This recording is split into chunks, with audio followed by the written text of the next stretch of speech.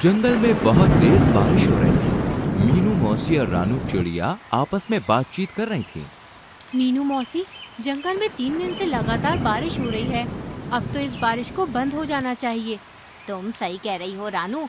लगातार हो रही बारिश से सभी बहुत ज्यादा परेशान हैं और चिंतित भी। मैं जरा जंगल का एक चक्कर लगा कर आती हूँ। इतना बोलकर रानू चिड़िया बारिश के बीच उड़ने लगी। रानू चिड़िया उड़ते हुए कुछ ही दूर गई थी कि तभी उसकी नजर एक बकरी के बच्चे पर पड़ी, जो कि बारिश में भीगता हुआ कांप रहा था। अरे, ये बकरी का बच्चा तो ठंड में कांप रहा है। लगता है ये अपने घर का रास्ता भूल गया है। रानू चिड़िया ने इतना कहा ही था कि तभी रानू चिड़िया की नजर उस बकरी के बच्चे से थोड़ी दूर खड़े हुए एक पेड़ के पास एक भेड़िए पर पड़ी। ये भेड़िया तो हमारे जंगल का मालूम नहीं होता, ये तो किसी दूसरे जंगल का लगता है। रानू चिड़िया उड़ते हुए भेड़िए के पास पहुंच गए। कौन हो तुम? मैं अपने जंगल के सभी प्राणियों को जानती हूँ। तुम तो इस जंगल के नहीं लगते। तुम सही कह रही हो, मैं इस जंगल का नहीं हूँ। मैं इस जंगल से गुजर रहा था कि तभी बारिश शुरू हो गई। बारिश से बचने के लिए मैं इस जंगल में रुक गया। जब बारिश बंद हो जाएगी तो मैं चला जाऊंगा। ठीक है। इतना बोलकर रानू चिड़िया उस बकरी के बच्चे के पास जाकर बोली, तुम यहाँ पर क्या कर रहे हो? तुम्हारी माँ कहाँ है और तुम्हारा नाम क्या है? मेरा नाम गोलू है। मैं बारिश में खेल रहा था, मगर खेलते खेलते बहुत दूर निकल आया और घर का रास्ता भूल गया। इतना बोलकर गोलू रोने लगा। तुम चिंता मत करो, मैं तुम्हें तुम्हारे घर ले जाऊंगी। मेरी माँ मना कर रही थी, लेकिन मैंने उनकी बात नहीं मानी। तुम्हें अपनी माँ की बात माननी चाहिए थी। चलो मेरे साथ। रानू चिड़िया गोलू को लेकर कुछ ही दूर चली थी कि तभी गोलू की माँ गोलू को ढूंढते हुए वहाँ पर आ गई। तुम कहाँ चले गए थे गोलू? तुम्हें पता है मैं कितनी परेशान हो गई थी। अपनी माँ को देखकर गोलू खुश होते हुए बोला, मैं आपकी अब हमेशा बात मानूंगा माँ। रानू चिड़िया गोलू की ओर देखकर बोली, अब तुम अपनी माँ के साथ घर चले जाओ और जब तक बारिश बंद नहीं हो जाती तब तक बाहर खेलने मत आना। गोलू अपनी माँ के साथ चला गया और रानू चिड़िया उड़ते हुए मीनू मौसी के पास जाकर सारी घटना बताने लगी। रानू चिड़िया की बात सुनकर मीनू मौसी बहुत गहरी सोच में डूब गई। मीनू मौसी, आप इतनी गहरी सोच में क्यों डूब गई? कहीं वो भेड़िया उस मासूम बकरी के बच्चे को नुकसान पहुंचाने की तो नहीं सोच रहा था ना? अरे नहीं मीनू मौसी, वो भेड़िया तो खुद डरा सहमा पेड़ के नीचे खड़ा हुआ था। बारिश बंद होने के बाद वो चला जाएगा।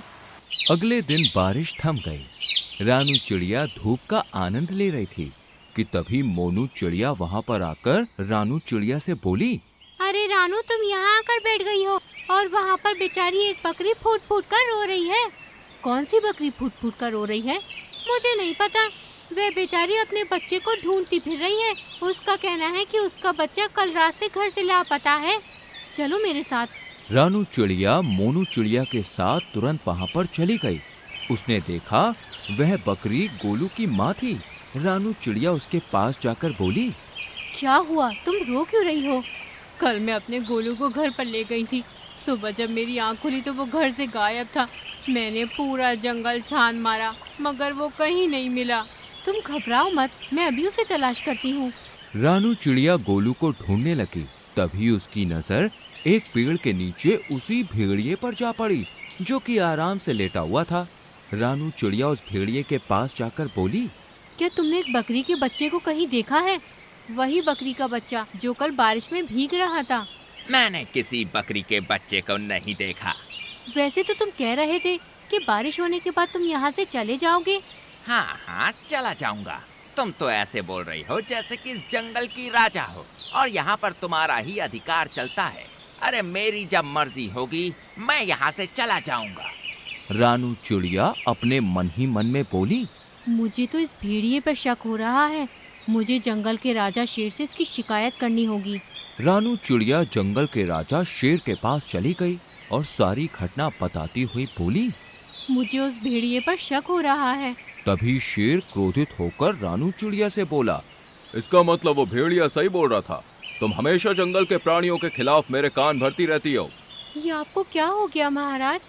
तभी रानू चिड़िया ने देखा वो भेड़िया गुफा के दूसरे हिस्से से निकलकर गोलू के साथ वहां पर आकर शेर के सामने खड़ा हो गया है। रानू चिड़िया हैरत से इस दृश्य को देखने लगी। महाराज, जब मुझे पता चला कि ये बकरी का बच्चा कल से गायब है तो मैं जंगल में उसकी तलाश के लिए निकल गया, मगर मैं जानता था कि ये रानू चिड़िया मेरे खिलाफ आपके कान जरूर भरने आएगी, इसलिए मैंने आपको पहले ही सब कुछ बता दिया था। महाराज, इस रानू चिड़िया के कारण ही दूसरे जंगल का कोई भी प्राणी आपके जंगल में नहीं आता।